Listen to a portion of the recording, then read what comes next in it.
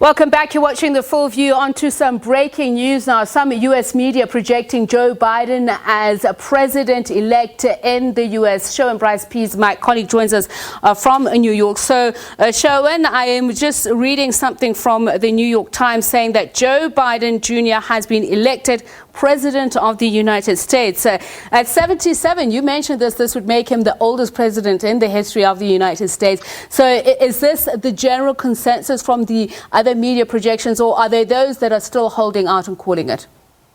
Well, you mentioned the New York Times. CNN has confirmed, NBC has confirmed, and I think you're going to see a broader consensus emerge. Remember, Tippy, so we were on the cusp now for about 48 hours, right? I mean, we've been sitting here waiting as the numbers have slowly moved in Biden's direction, consistently so, until he took the lead in Georgia, until he took eventually the lead in Pennsylvania. He has maintained a lead in Arizona, but forget about all the other states. It's Pennsylvania that has been called, and it is Pennsylvania that has put him over the 270 electoral college votes required to win the presidency. He has been sitting on 253. If you exclude Arizona, that was called by Fox News and the Associated Press on election night and early Wednesday morning. So if you take those 11 out, they matter not. And this is what we've been explaining all week, is that his path to the 270 was much more broader than the president's was. As Biden's path got bigger, with various options, whether you're coming from the West Coast or from the East Coast, President Trump's path to 270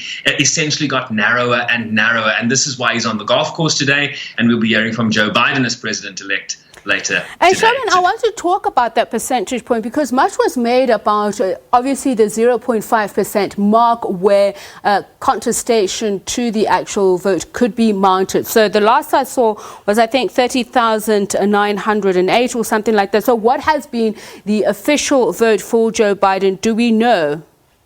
Well, it's not complete. Remember, projections happen before the vote tallies are in. But what the projection is telling us is that based on what is outstanding, remember, we're talking about the state of Pennsylvania, the two big outstanding districts, if you will, for use of a better term, is the district that surrounds the big city of Pittsburgh in Pennsylvania and the big city of Philadelphia in Pennsylvania. Those are trending blue. Biden has been winning the incoming mail-in ballot and absentee vote by something like above 80%. So every time we get a dump, 7,000 at a time, 8,000 at a time, 80% of those ballots have been going to Biden consistently, Tsepiso. And so what the projection is now saying is that based on, the comfort level that we've reached mathematically, the 0.5% that you're talking about, which could trigger recounts because it's too, in terms of being so close, such a narrow margin, the trajectory now based on the projections is that will continue. And so that 0.5% then becomes 0.6, 0.7 and continues to grow.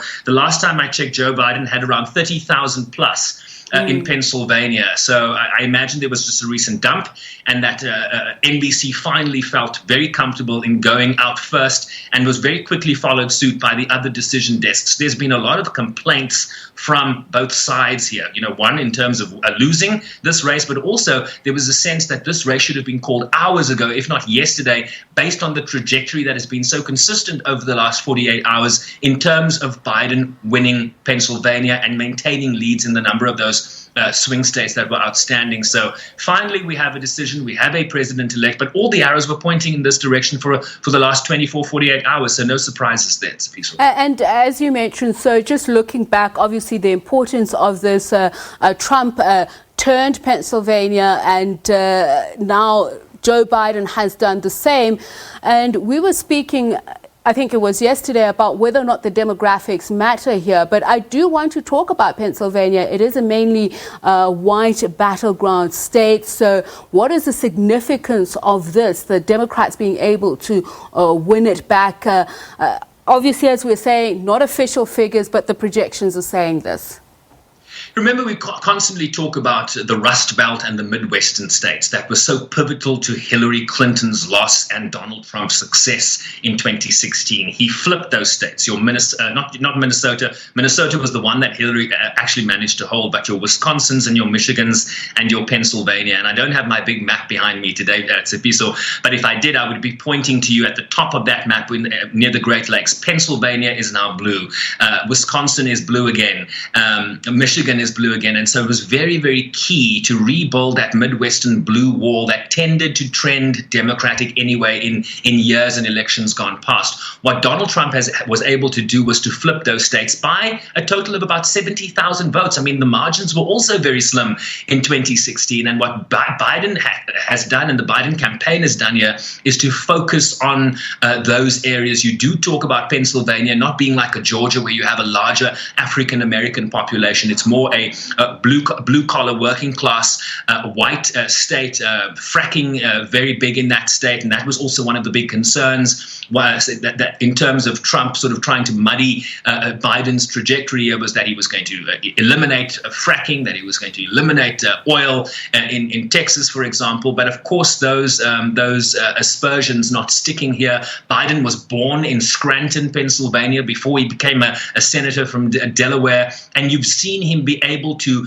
not just in your Philadelphias and your Pennsylvanias, he's also managed to do very well in some of the rural parts of Pennsylvania that have been so critical to Donald Trump's support in this election. And you're seeing counties in the rural parts of Pennsylvania, including Erie County, which went for Donald Trump in 2016, that has now been trending blue. Biden has been able to make inroads in Donald Trump's base, which has been the rural parts of states, essentially. And I think that has been the difference here, including record turnout in your Philadelphias and your Pennsylvanias.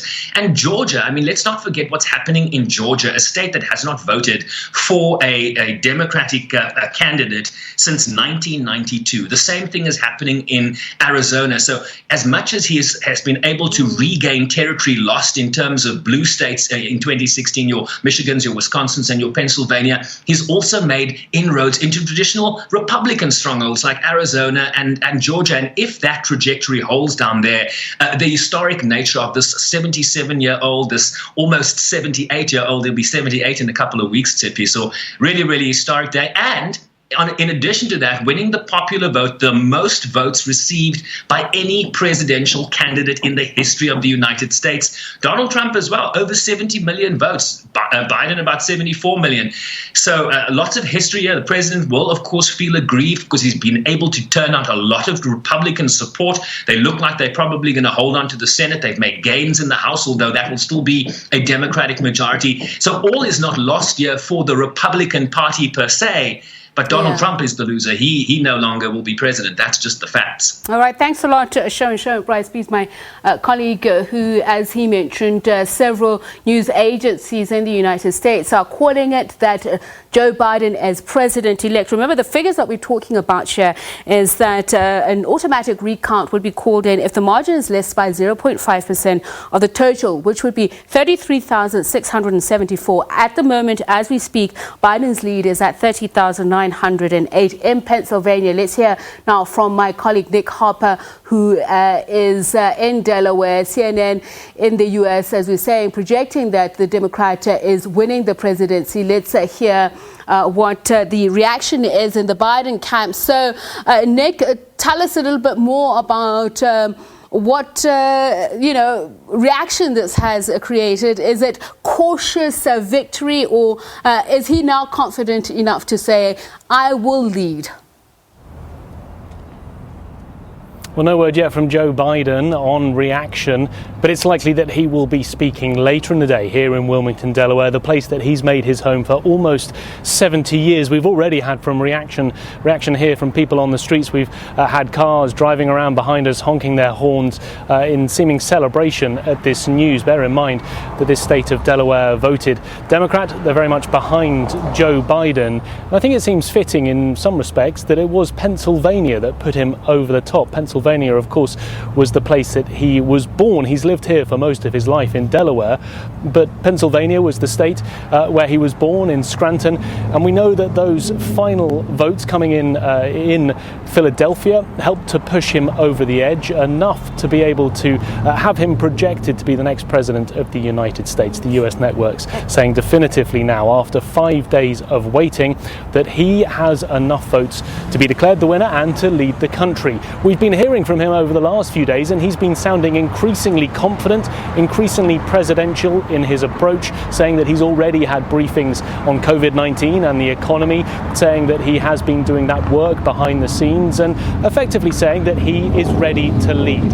He's likely to repeat that message later today at some point, no word yet on timings, but that is likely to be taking place here in his hometown of Wilmington, Delaware. And I believe ecstatic, a great day for this county, is what Jennifer O'Malley Dillon had to say about Wilmington. Now, I want to talk about Philadelphia. As you mentioned, a great deal of support coming from there, 97% from that county. And I believe the previous governor, much credit has been given to her for the work that she's done, especially with regards to access to voting. Yeah, absolutely. I mean, Pennsylvania was always going to be a key must-win state for the Democrats. They had talked about it in terms of being the state that Joe Biden potentially could get, that could consolidate his win, and that is what we've seen. It is part of that traditional blue wall of Michigan, Wisconsin, Pennsylvania, those three states that traditionally have voted Democrat for many, many years, but 4 years ago, by less than 1% in each of those states, Donald Trump managed to flip them. Those are the states that traditionally Democrats relied on to counteract the very strong support of Republicans in the southern states. And that is part of the reason why we saw so many problems for the Democrats 4 years ago, losing the election because they lost that Democratic blue wall. Pennsylvania was a state that they needed to motivate and mobilize, and I think that is something that we have seen happen over the course of the last couple of years. In particular, the midterm elections back in 2018, there was that mobilization of vote at very much a grassroots level to get Democrats motivated so that in another couple of years' time, in 2020, this year, they were motivated enough to be able to vote Donald Trump out of the White House. And there are large pockets of Republican support within that state, but it comes down to those big urban centers, the likes of Pittsburgh, Scranton, and of course Philadelphia, where there is overwhelming Democrat support. Let's balance the picture here, Nick. Obviously, there are still a few states that have not been called. Arizona is said to be very much Biden leading, but I'm looking at some of the latest batch of results coming out of Maricopa County. It seems the votes are somewhat better for Donald Trump. They're saying than other recent batches, and that he's closed the gaps. That's what some of the observers are expecting. Is there any anxiety within the Biden camp about this? There has been a little bit of nervousness, I think, not just within the Biden camp, but within some TV networks. It's interesting because Arizona was called for Joe Biden a couple of days ago by the Fox News network and by the Associated Press, both of them saying that Joe Biden had won that state, but the other US networks held back. They wanted to see more of the votes coming in. And although Joe Biden continues to lead there, what we have seen as those votes have come in over the last few days is Donald Trump chipping away at his lead. Of course, it's been a different story in three other states, in Pennsylvania, in Georgia and Nevada, where Joe Biden has overtaken Donald Trump's lead and continued to extend it. So there is some concern in Arizona, but as we are now at this stage where Joe Biden is over that 270 threshold, Pennsylvania giving him the important 20 electoral college votes. That was the biggest number of electoral college votes of those remaining four. By winning that, by taking him over the threshold, essentially now it doesn't matter if he were to lose Arizona. It doesn't look as if the figures will trend in that direction, but it would simply help to back up this idea that he has a mandate from the country. Because if he wins all three of those remaining states, Arizona, Nevada and Georgia, it takes him over 300 on the electoral college votes. That on top of the fact that he had more than 4 million Americans voting for him when you consider the popular vote. It means that he's very much able to say to the country, I am your president. You voted for me in the electoral college vote overwhelmingly and in the popular vote overwhelmingly. Donald Trump didn't have that 4 years ago. He won the electoral college vote, but Hillary Clinton, the Democratic candidate, won the popular vote by 3 million. Getting Arizona would give him a much stronger position, but essentially it won't change the overall result, which is he is the winner of this presidential election. And it's Very interesting, obviously, Arizona, Nick, because the last time it voted for a Democratic candidate was in 1948. So it's speaking to a very significant political shift. But I want to focus on Phoenix. Phoenix itself is very interesting in terms of its immigrant and nativist history and roots. But it seems that the politicians there thrived on appeals to voters on guns, religion, and taxes. How much of these particular themes have played out in other states which have been seen to have a more conservative Republican appeal? Well, those three topics, guns, religion and taxes, are always big issues in any election. But I think in this election, COVID-19 and the economy was more on the minds of very many voters. Arizona is interesting because it does have large rural parts of the state, but like Philadelphia, it also has those major urban blocks, of course Phoenix, like you mentioned. And all of those things are on the minds, in particular, of Republican voters. Some fear that Joe Biden will come in and increase taxes on the super wealthy, those earning over $400,000. That is a plan that he's put forward, and Republicans were concerned about that. So it's easy for them to be able to push that message to super wealthy in Phoenix. Guns and religion also playing a part, but I do think that COVID-19 and the economy overwhelmingly was on the minds of voters, and I think that's something that we've seen when they went to the ballot box, that they were considering how they feel Donald Trump has done in the handling of both of those things since the beginning of this year. And just as a final question, which is also very important in line of the fact that the figures of COVID-19 deaths over the past couple of days have been rising exponentially.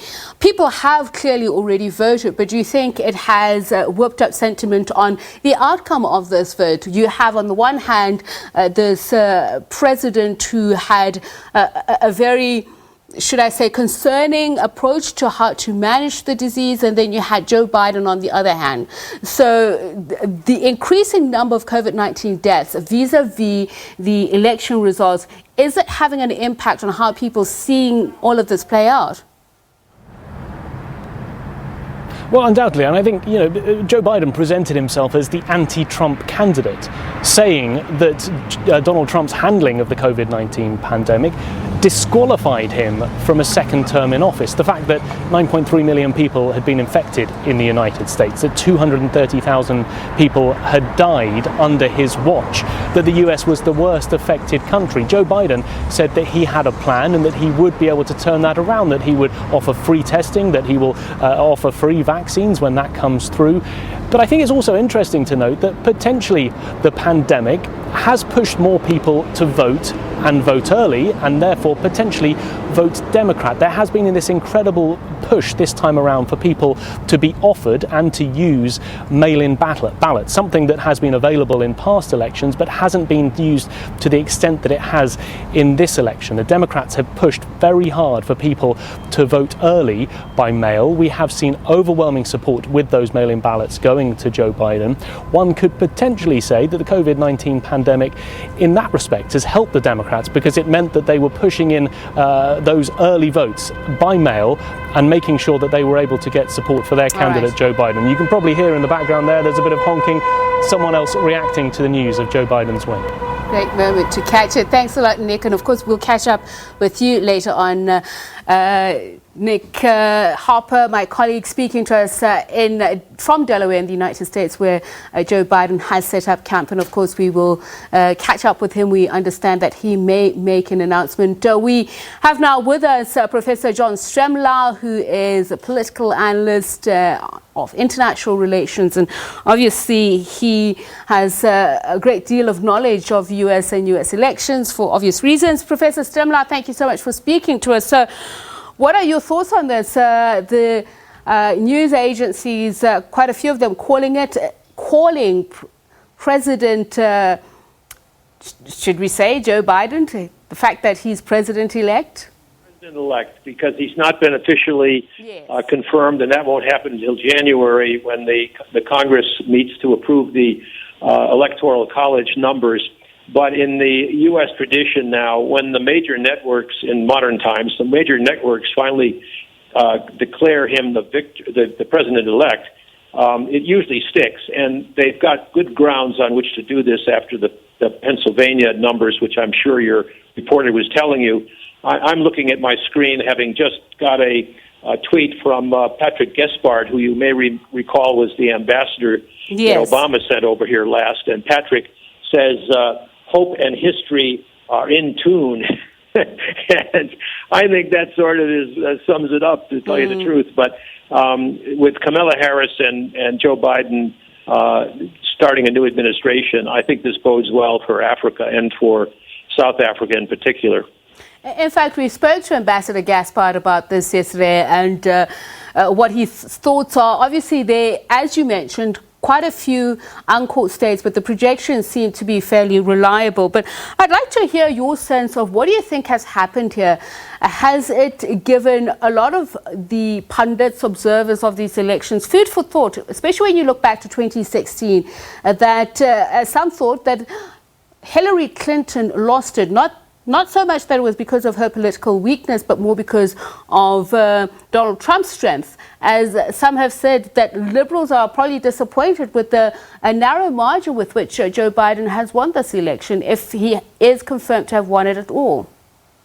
Well, the reality is that America is deeply polarized, and what you're seeing is the effects of the Electoral College, which I don't need to go into now, but that requires the 270 votes from a lot of conservative states that are overrepresented in this election, as reflected in the fact that Joe Biden has gotten more votes than any candidate for president in the history of the country, and has beaten Donald Trump, who did very well in those states because there was a high turnout. Nevertheless, Joe Biden has got 4 million more votes. In a normal democracy, 4 million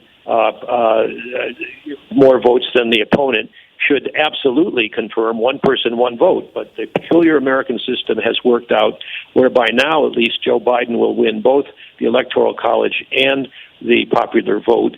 And turned out Donald Trump, after one term, which is the last time that happened was when George H.W. Bush lost to Bill Clinton back in 1992.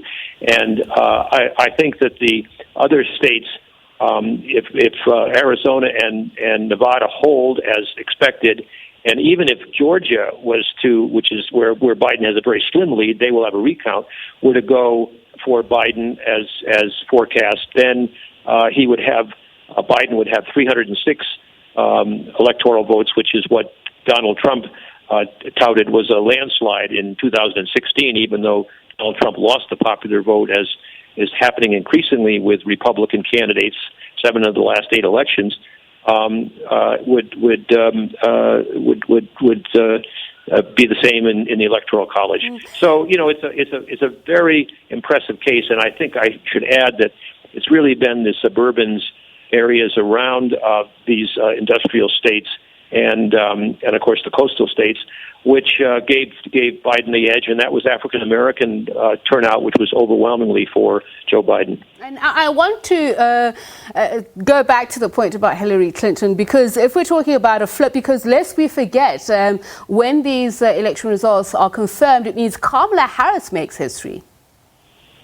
It certainly does make history, and there was some concern about a backlash, while at the same time it reinforces the acknowledgement that Biden is trying to make, that America belongs to all who live in it, and it's got to be more inclusive, and it's got to heal. And I think putting someone with her expertise as a lawyer and a former attorney general, but at the same time the child of a Indian mother from India and a Jamaican African American now father, that really sews it up. And she's a Howard graduate, just like many Americans who live in South Africa are, and I think that's wonderful. She's a great choice, and I think will be a terrific vice president and could be the president. So let's look at the other states that are still trailing. We're looking at Georgia here, Nevada, Arizona, North Carolina, but I want to look at Georgia in particular. We already know that there's going to be a recount that will occur there, especially if the margin is as expected. Donald Trump saying that he's still pushing ahead with litigation. What are your thoughts about the strategic importance of this? If he does go ahead by challenging the count, and if it does come back to say, well, it doesn't really change anything, Joe Biden has won the state. Well, I have to acknowledge something personally. That is to say, my wife and I voted for Joe Biden and Kamala Harris in Fulton County in Georgia, and the Fulton County district is the one that John R. Lewis, the great civil rights leader, was our representative in Congress. And this would be divine justice if finally, after all the hard work by Stacey Abrams, who was deprived the governorship in 2018 because of voter suppression, was able to turn this around. And they have, my impression is that they have cleaned up the electoral system greatly, and the demographics of Georgia are changing profoundly. So that if Georgia was to flip blue now for the first time since Clinton won it in 92, and then, of course, Jimmy Carter won it when he ran in 76 and 80, because he comes from Georgia. I would be thinking this was historic and in ways that the other states are not. And it's a very significant indication that America is becoming a more diverse and an inclusive country. The other two states of Arizona and Nevada look likely to go for Joe Biden, probably without recalls, and North Carolina is still counting, but they're going to probably go for Trump, as is Alaska, which is a very small state. I mean, it's a big state geographically with small population. So just given the tightness of this race, Professor Stremlau, and obviously when the election outcome is confirmed, it could mean a very tough road ahead for Joe Biden as the caretaker president at that time. It will be up to Donald Trump, who said he would concede, to at least ensure that the transformation is smooth. What do you foresee? Well, I don't know. We're in unprecedented territory, and here we've been talking for the last several minutes and didn't mention the really hard realities, which are the COVID-19 crisis, which is spiking to record numbers across the United States, and indeed in several of those states where Donald Trump has won. It did not seem to prevent people from voting, but the Democratic Party, which has been much more conscientious in masking and practicing social distancing, overwhelmingly voted early, and we had 100 million votes in this election voting early. That's unprecedented. The fact that the electoral system has really held with integrity despite all of the differences of the 50 states, because they're not like here where you have one IEC, but there you've got all these separate electoral bodies in each of the states. I've been really quite impressed by the civic revival that this response has reflected, despite the COVID crisis and the economic impact of the coronavirus, which has put a lot of people out of work and put a lot of people out of their houses, and yet still we've had the highest turnout in the history, well, since 1908, which is a long time ago. So there's good news, bad news, but it is unprecedented, and I don't know how Trump will handle the transition. He is a most unusual leader, and he was roundly criticized and cut off by the major television networks for brandishing falsehoods about the stolen election and the false accusations about illegal balloting, and stop the count now because I've won back the other night. And so I think that his unwillingness to concede may be one thing, but as long as he leaves, and his advisors, I think, are starting to advise him strongly, and the hope that the Republicans will as well, that this is the way democracies work. If the loser, it depends on the consent of the loser, and Hillary Clinton conceded, and every other losing candidate has conceded throughout the 230-year history of the United States. And so Donald Trump has to follow suit. But what he'll do is he's so unpredictable, I don't know. Thank you so much for speaking to us, Professor John Stremlau, speaking about what seems to be breaking news at this point. Many of the U.S. news agencies are calling the elections, professing that Joe Biden is America's 46th president, obviously president-elect, and the official figures are not out yet, but quoting him as saying that Americans must unite. In fact, in reaction, it's saying that he says President-elect Joseph R. Biden saying it's time for America to unite and to heal. We are the United States of America, and there's nothing we can't do if we do it together. So more reaction out of the United States as the U.S. news agencies call it, saying that Joe Biden has won Pennsylvania according to the projections, even if those votes are still coming in, saying that that 0.5% that could ensure that there's a recount from all accounts. What they're seeing, the votes that are coming in that have been uncounted, are making him president-elect, saying that he's got 273 of the electoral votes against Donald Trump's 214. Okay, we're going to take a quick break. We'll be back with more breaking news.